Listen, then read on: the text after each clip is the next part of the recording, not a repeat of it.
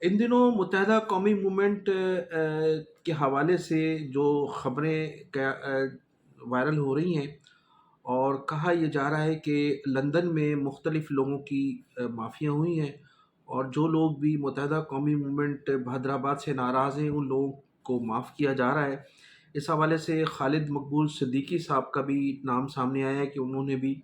अल्ताफ़ हुसैन से मुलाकात की है और उनकी माफ़ी तलाफ़ी हो गई है। बहुत से लोग और लोगों के भी नाम लिए जा रहे हैं, लेकिन मेरी इत्तलात के मुताबिक अभी तक महज़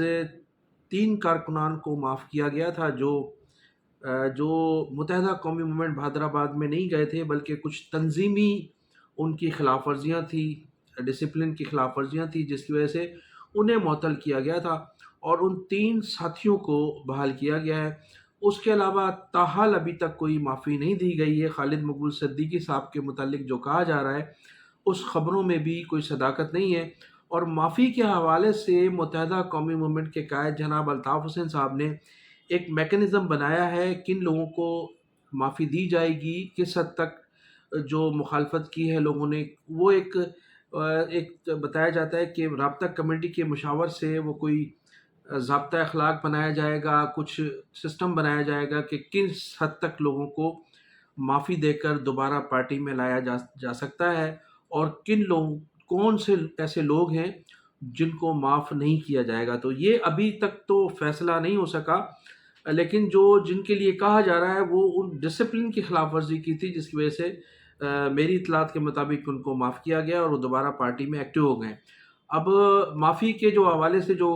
बानी मुत्तहदा अल्ताफ़ हुसैन साहब ने ऐलान किया था, तो वो बाकायदा कोई सिस्टम के तहत लोगों को माफ़ किया जाएगा। इसके मुतालिक पूरी तरह से जो है अभी तक कोई ख़ास इस हवाले से कोई पॉलिसी अभी तक सामने नहीं आई है। तो बानी मुत्तहदा अल्ताफ़ हुसैन साहब ने गुज़श्ता रात भी एक मरतबा फिर यही कहा है, कारकुनान से अपील की है कि वो शोहदाए कब्रिस्तान जाएँ, कब्रों की जो हालत है उसको बेहतर बनाएँ। शोहदाए कब्रिस्तान जाकर वहाँ सफाई करें, क्योंकि 1 माह के बाद आपको खुशखबरी मिलने वाली है। तैयारी करें, उनका बार-बार यही इसरार था कि तैयारी करें और फिर उन्होंने तहरीक-ए-इंसाफ के कारकुनान से 24 नवंबर के हवाले से अपील की है कि वो इमरान खान की आज़ादी के लिए, अदलिया की आज़ादी के लिए और पाकिस्तान में जमहूरियत की बहाली के लिए, पाकिस्तान की तरक्की और खुशहाली के लिए 24 नवंबर को इमरान खान की अपील पर निकलकर भरपूर एहतजाज में शिरकत करें और साबित करें कि तहरीक-ए-इंसाफ के कारकुनान जो हैं और लीडरशिप जो है वो इमरान खान के साथ वफ़ादार हैं। उनका ये कहना था कि अगर लीडरशिप नहीं निकलती है तो महल्ला कमेटियाँ बनाई जाएँ, महल्ले कमेटी की सतह पर लोगों को बाहर निकालें और 14 नवंबर का जो एहतजाज है उसमें भरपूर शिरकत की जाए, ताकि इमरान खान से वफ़ादारी आपकी साबित हो सके। तो अब नाज़रीन, मैं ज़िक्र करूँगा सिंध में जो एक नया सियासी भूचाल है इस वक्त, उस हवाले से कि पाकिस्तान पीपल्स पार्टी ने माजी की तरह एक मरतबा फिर सियासी इंतकामी कार्रवाइयों का सिलसिला शुरू कर दिया है। आसिफ अली जरदारी ने सबसे पहले तो अपने दोस्तों को निशाना बनाया, उसके बाद अपने सियासी मुखालफिन को निशाना बनाया, फिर मुत्तहदा कौमी मूवमेंट के ख़िलाफ़ तसलसल के साथ जो ऑपरेशन किया गया, जिसमें सैकड़ों लोग शहीद किए गए। पाकिस्तान पीपल्स पार्टी का ये वतीरा रहा है कि जब भी वो पावर में आती है तो दावा तो उनका यही रहता है कि वो कभी सियासी इंतकामी कार्रवाई नहीं करते, लेकिन हर दौर में उनकी सियासी इंतकामी कार्रवाइयों का रिकॉर्ड मौजूद है और इस मरतबा भी उन्होंने अपने जो सियासी मुखालफिन थे उनके साथ खुलकर उनकी न सिर्फ मुखालफत को दबाने की कोशिश की है, बल्कि उनसे इंतकामी कार्रवाई की गई है। आज मैं ज़िक्र करूँगा सिंध के एक बहुत बड़े मोतबर ख़ानदान ग़ुलाम मुस्तफ़ा जतोई, जो साबिक़ निगरान वज़ीर आज़म भी रहे हैं, पाकिस्तान पीपल्स पार्टी सिंध के सदर भी रहे हैं और ज़ुल्फ़िकार अली भुट्टो साहब के किसी ज़माने में राइट हैंड हुआ करते थे और सिंध के चीफ मिनिस्टर भी वो रहे हैं। तो उनके ख़िलाफ़ गुज़श्ता रोज़ उनके 3 जो बेटे 2 बेटे हैं, मसरूर जतोई और मुर्तज़ा जतोई, ये दोनों एक सूबाई वज़ीर रहे हैं कई मरतबा और मुर्तज़ा जतोई जो हैं वो कई मरतबा वफाकी वज़ीर रहे हैं। दोनों भाइयों के ख़िलाफ़ और ग़ुलाम रसूल जतोई जो ग़ुलाम मुस्तफ़ा जतोई साहब के पोते हैं, उनके ख़िलाफ़ भी FIR दर्ज की गई है। ایف آئی آر میں موقف اختیار کیا گیا ہے کہ پولیس نے چند کرمنل لوگوں کو وہاں گرفتار کرنے کی کوشش کی تھی۔ اس پر ان تینوں لوگوں نے اپنے ساتھیوں کے ساتھ مل کر مذمت کی ہے، اور قانون کا جو وہ کہتے ہیں کہ انہوں نے مداخلت کی ہے لوگوں کو پکڑنے سے، اگرچہ وہ تینوں لوگ اس وقت گاؤں میں موجود نہیں تھے، ان کی موجودگی کراچی میں تھی، اور ان کے خلاف یہ مقدمہ درج کیا گیا ہے۔ در حقیقت پس پردہ اس کے جو کچھ چند روز پہلے کا میں آپ کو واقعہ بتاتا چلوں کہ غلام مرتضیٰ جتوئی کی پھوپھی اور غلام مصطفیٰ جتوئی کی بہن، ان کے بیٹے اور آصف علی زرداری کی بھانجی جو تھی، ان کے درمیان رشتہ ہوا تھا، دونوں کی شادی ہوئی تھی، اور پھر چند ماہ کے بعد اس شادی کا خاتمہ ہو گیا تھا، اور وہ طلاق پر جا کر شادی ختم ہوئی تھی۔ تو یہ تنازع تھا اس وقت جب آصف علی زرداری صاحب ابھی صدر مملکت دوسری مرتبہ نہیں بنے تھے۔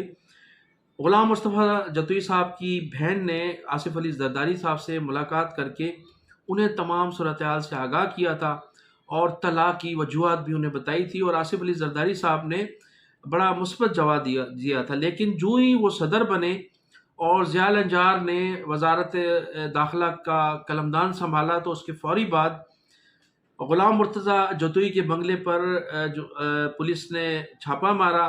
وہاں چند لوگوں کو گرفتار کیا، ان کی گاؤں پر چھاپا مارا گیا، ان کی کراچی کی رہائش گاہ پر چھاپا مارا گیا، متعدد لوگ گرفتار کیے گئے، اور غلام مرتضیٰ جتوئی کی پھوپھی اور غلام مصطفیٰ جتوئی کی بہن کی 700 ایکڑ زمین پر بھی آصف علی زرداری صاحب کے مبینہ کہنے پر قبضہ کیا گیا، جو ابھی تک وہ قبضہ ان کے پاس موجود ہے۔ اور اس طرح سے غلام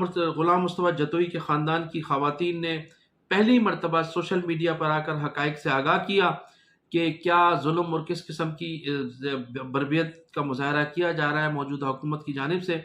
تو یہ تمام صورتحال تھی، گھریلو تنازعات تھے، اور اس کو سیاسی رنگ دینے کی کوشش کی گئی ہے۔ اب ماضی کے حوالے سے میں آپ کو بتاتا چلوں کہ جتوئی خاندان کے زرداری خاندان پر جو احسانات ہیں، 1973 میں جب ذوالفقار علی بھٹو وزیر اعظم تھے اور غلام مصطفیٰ جتوئی سندھ کے وزیر اعلیٰ تھے، اس وقت حاکم علی زرداری پاکستان پیپلز پارٹی کے ٹکٹ پر ایم این اے تھے۔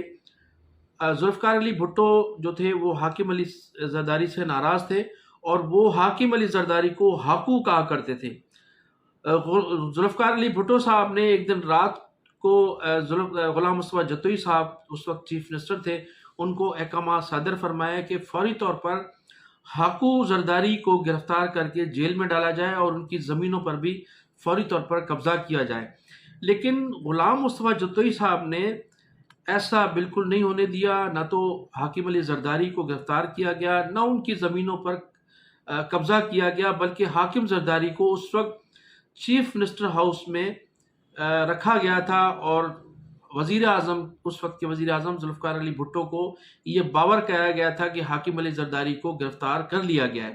ذوالفقار علی بھٹو کو یہ کہہ کر غلام مصطفیٰ جتوئی صاحب نے مطمئن کر دیا تھا کہ حاکم علی زرداری اس وقت جیل میں ہیں، اگرچہ ایسا نہیں تھا۔ تو وہ غلام مصطفیٰ جتوئی صاحب کا حاکم علی زرداری صاحب پر بہت بڑا احسان تھا، اور جب ذوالفقار علی بھٹو کو حقیقت کا علم ہوا کہ حاکم زرداری کو گرفتار نہیں کیا گیا بلکہ اس کو چیف منسٹر ہاؤس میں رکھا گیا تھا، تو وہ سخت ناراض بھی ہوئے تھے، اور انہوں نے بڑی ناراضگی کا اظہار کیا تھا۔ لیکن غلام مصطفیٰ جتوئی صاحب نے انہیں بحیثیت اس لیے کہ وہ بھی ان کا بھی تعلق نواب شاہ سے تھا، اور غلام مصطفیٰ جتوئی صاحب بھی اس وقت ضلع نواب شاہ سے تعلق رکھتے تھے، تو اس تعلق کی بنیاد پر حاکم علی زرداری صاحب کو، جسے ذوالفقار علی بھٹو ہاکو کہا کرتے تھے، گرفتار نہیں کیا تھا۔ تو یہ اس وقت as a chief minister Jatoi خاندان کا حاکم علی زرداری پر بہت بڑا احسان تھا۔ اس احسان کا بدلہ اب ان کے جو صاحبزادے ہیں آصف علی زرداری کے مبینہ طور پر احکامات کی صورت میں مرتضیٰ جتوئی کے بنگلے پر ریڈ کیا گیا، کراچی کے بنگلے پر ریڈ کیا گیا، گاؤں کے بنگلے پر ریڈ کیا گیا، اس کے ملازمین کو گرفتار کیا گیا، اور گزشتہ روز ان دونوں بھائیوں کے خلاف مسرور جتوئی اور مرتضیٰ جتوئی کے خلاف ایف آئی آر درج کی گئی ہے۔ غلام رسول جتوئی جو مرتضیٰ جتوئی کے صاحبزادے ہیں، ان کے خلاف بھی ایف آئی آر درج کی گئی ہے۔ تو یہ طرز عمل ہے پاکستان پیپلز پارٹی کا۔ آصف علی زرداری آہستہ آہستہ اپنے دوستوں کو بھی گنواتے جا رہے ہیں، اور سیاسی طور پر ان کی جو پالیسی ہے یا ان کے بہاف پر جو لوگ بھی اس قسم کی سیاست اپنائے ہوئے ہیں، وہ پاکستان پیپلز پارٹی کو اصل میں نقصان پہنچا رہے ہیں۔ تو میں ناظرین انہی الفاظ کے ساتھ آپ سے اجازت چاہوں گا کہ آپ میرے چینل کو سبسکرائب بھی کیجیے گا، کمنٹ سیکشن میں جا کر اپنی قیمتی رائے کا اظہار بھی ضرور کیجیے گا۔ پاکستان زندہ باد۔